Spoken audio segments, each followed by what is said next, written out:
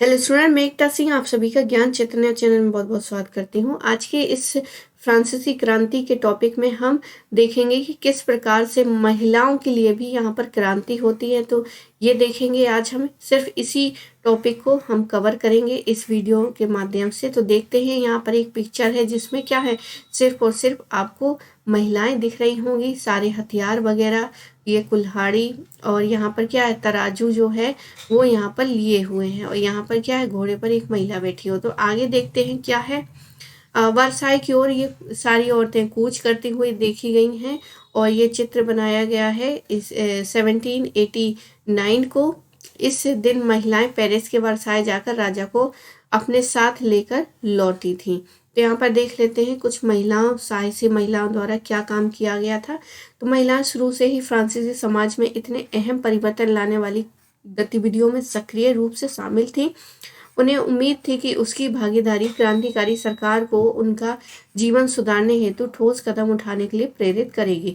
तीसरे स्टेट की अधिकांश महिलाएं जीविका निर्वाह के लिए काम करती थी, मतलब उनको अपना घर परिवार और जीवन जीने के लिए कुछ ना कुछ क्या है, काम करना पड़ेगा, और उसके बदले उनको कुछ ना कुछ पैसा कमाना होगा। और वो काम क्या करती थी, वे सिलाई बुनाई, कपड़ों की धुलाई करती थी, बाजारों में फल फूल सब्जियां बेचती थी, तथा संपन्न घरों में घरेलू काम किया करती थी। तो ये उनका कुछ जीवन निर्वाह के लिए कुछ काम था। बहुत सारी महिलाएं वेश्यावृत्ति भी करती थी।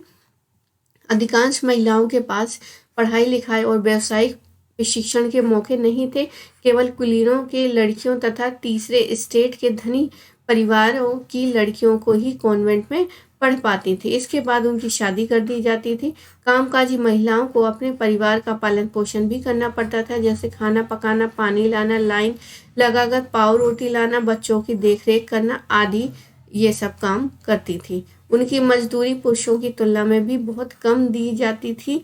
महिलाओं ने अपने हितों की हिमायत करने और उन पर चर्चा करने के लिए खुद के राजनीतिक क्लब क्या कर दिए, शुरू कर दिए।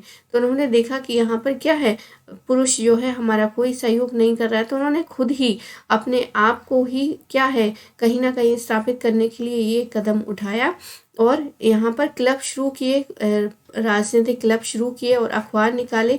फ्रांस के विभिन्न नगरों में महिलाओं के लगभग 60 क्लब जो है अस्तित्व में थे। इनमें कौन कौन से, तो ये देखते हैं। The society of revolutionary and Republican women सबसे मशहूर था, इसमें सबसे मशहूर था। आगे है, इनकी एक प्रमुख मांग थी कि महिलाओं को पुरुष के समान राजनीतिक अधिकार प्राप्त होने चाहिए। तो यहाँ पर सबसे पहले उन्होंने कहा कि जैसे पुरुष को पॉलिटिकल पावर्स प्राप्त है, उसी तरह क्या है, महिलाओं को भी होना चाहिए अधिकार प्राप्त। महिलाएं इस बात से निराश हुई कि 1791 के संविधान में उन्हें निष्क्रिय नागरिक का दर्जा दे दिया गया। तो उन्होंने संविधान की भी यहाँ पर आलोचना की। महिलाओं ने मताधिकार, असेंबली के लिए चुने जाने तथा राजनीतिक पदों की मांग रखी। उनका मानना था कि तभी नई सरकार में उनके हितों का प्रतिनिधित्व हो पाएगा। आगे है, प्रारंभिक वर्षों में क्रांतिकारी सरकार ने महिलाओं के जीवन में सुधार लाने वाले कुछ कानून लागू किए। सरकारी विद्यालयों की स्थापना के साथ ही सभी लड़कियों के लिए स्कूली शिक्षा को अनिवार्य बना दिया। अब पिता उन्हें उनकी मर्जी के खिलाफ शादी के लिए बाध्य नहीं कर सकते थे। शादी को स्वैच्छिक और अनुबंध माना गया, और नागरिक कानूनों के तहत उनका पंजीकरण किया जाने लगा। तलाक को कानूनी रूप दे दिया गया, और मर्द औरत दोनों को ही उनकी अर्जी देने का अधिकार दिया गया। अब महिलाएं व्यवसायिक प्रशिक्षण ले सकती थी, कलाकार बन सकती थी, और छोटे मोटे व्यवसाय भी चला सकती थी। फिर भी राजनीतिक अधिकार महिलाओं को नहीं दिए गए। तभी उन्होंने क्या है, महिलाओं का संघर्ष जारी रहा।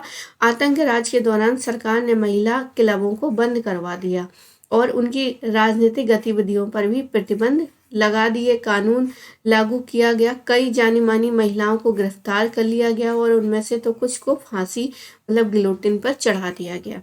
आगे है, मताधिकार और समान वेतन के लिए महिलाओं का आंदोलन पहली सदी से भी उनके देशों में चल रहा था। मताधिकार का संघर्ष 19वीं शताब्दी के अंत और 20वीं सदी के प्रारंभ तक अंतर्राष्ट्रीय मताधिकार आंदोलन के जरिए जारी रहा। क्रांतिकारी आंदोलन के दौरान फ्रांसीसी महिलाओं की राजनीतिक सरगर्मियों की प्रेरक स्मृति के रूप में जिंदा रखा गया। अंततः सन 1946 में फ्रांस की महिलाओं ने मताधिकार हासिल कर लिया। अब यहाँ पर एक महिला का जीवन बारे में है। क्रांतिकारी महिला ओलंप दे गूज है, इनका जीवन देखते हैं। ओलंप दे गूज क्रांतिकालीन फ्रांस की राजनीति के रूप में सक्रिय महिलाओं में से सबसे महत्वपूर्ण थी। उन्होंने संविधान तथा पुरुष एवं नागरिक अधिकार घोषणा पत्र का विरोध किया। उन्होंने उसमें महिलाओं को मानव मात्र के मूल अधिकारों से वंचित रखा गया था, इसलिए उन्होंने सन 1791 में महिला एवं नागरिक अधिकार घोषणा पत्र तैयार किया, जिसे महारानी और नेशनल असेंबली के सदस्यों के पास यह मांग करते हुए भेजा कि इस पर कार्यवाही की जाए। सन 1791 में ओलंप दे गूज ने महिला क्लबों को जबरदस्ती बंद कर देने के लिए जैकोबिन सरकार की आलोचना की थी। उन पर नेशनल कन्वेंशन द्वारा देशद्रोह का मुकदमा चलाया गया और उन्हें फांसी पर लटका दिया गया। तो ये फ्रांस की क्रांतिकारी महिला थी ओलंप दे गूज, जिन्होंने यहाँ पर नेशनल कन्वेंशन यहाँ पर जो जैकोबिन सरकार की आलोचना की थी और इनको फिर देशद्रोह की उसमें फांसी पर चढ़ा दिया गया था। आगे देखते हैं। ओलंप दे गूज ने घोषणा पत्र में निम्नलिखित कुछ मूलभूत अधिकार हैं, जैसे औरत जन्मजात स्वतंत्र है और अधिकारों में पुरुष के समान है। सभी राजनीतिक संगठनों का लक्ष्य पुरुष एवं महिला के नैसर्गिक अधिकारों को संरक्षित करना है। ये अधिकार स्वतंत्रता, संपत्ति, सुरक्षा और सबसे बढ़कर शोषण के प्रतिरोध का अधिकार। समग्र संप्रभुता का स्रोत राष्ट्र में निहित है, जो पुरुषों और महिलाओं के संग के सिवा कुछ नहीं है। चौथा है कानून समान इच्छा की अभिव्यक्ति होनी चाहिए। सभी महिला एवं पुरुष नागरिक या तो व्यक्तिगत रूप से या उनके प्रतिनिधियों के माध्यम से विधि निर्माण में दखल होना चाहिए।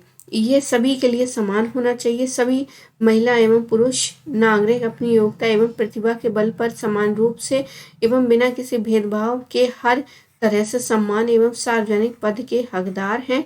कोई भी महिला अपवाद नहीं है, वह विधि सम्मत प्रक्रिया द्वारा अपराधी ठहराई जा सकती है, गिरफ्तार और नजरबंद की जा सकती है। पुरुष की तरह महिला को भी कठोर कानून का भी पालन करना चाहिए। तो सिर्फ ये नहीं कि हमको सिर्फ पॉलिटिकल राइट्स दे दिए जाएं, बल्कि उन्होंने उन सभी के बारे में कहा कि जिस प्रकार से हम पुरुष गिरफ्तार होते हैं, नजरबंद होते हैं, तो कानून सबके लिए बराबर होगा, हमारे ऊपर भी ये सारी चीजें लागू होंगी। आगे है तो यहाँ पर बेकरी की दुकान पर महिलाएं कतार लगाते हुए ये पिक्चर में दिखाया गया। आगे सन 1793 में जैकोबिन राजनीतिक शोमेत ने इन अधिकारों पर महिला क्लबों को बंद करने का निर्णय को उचित ठहराया। क्यों ठहराया? अब ये बताते हैं कि क्या प्रकृति ने घरेलू कार्य पुरुषों को सौंपा है? क्या प्रकृति ने बच्चों को दूध पिलाने के लिए हमें स्तन दिए हैं? नहीं। प्रकृति ने पुरुषों से कहा, पुरुष बनो, शिकार, कृषि, राजनीतिक कर्तव्य ये तुम्हारा साम्राज्य है। प्रकृति ने महिला से कहा, स्त्री बनो, गृहस्थी के काम, मातृत्व के सुखद दायित्व यही तुम्हारे कार्य हैं। और इसी कारण उन्होंने महिलाओं के जितने भी क्लब थे इसी के आधार पर क्या है, बंद करवा दिए। आगे कहते हैं कि पुरुष बनने की इच्छा रखने वाली महिलाएं क्या है, निर्लज्ज है। क्या जिम्मेदारियों का उचित बंटवारा हो नहीं चुका है? इस तरह से क्या है, उन्होंने क्लबों को बंद करवा दिया था महिलाओं के। तो ये थी कुछ महिलाओं की प्रतिक्रिया फ्रांसीसी क्रांति के दौरान, जिसमें ओलंप दे गूज यहाँ पे एक क्रांतिकारी महिला का भी नाम आता है। तो काफ़ी इम्पोर्टेंट है ये।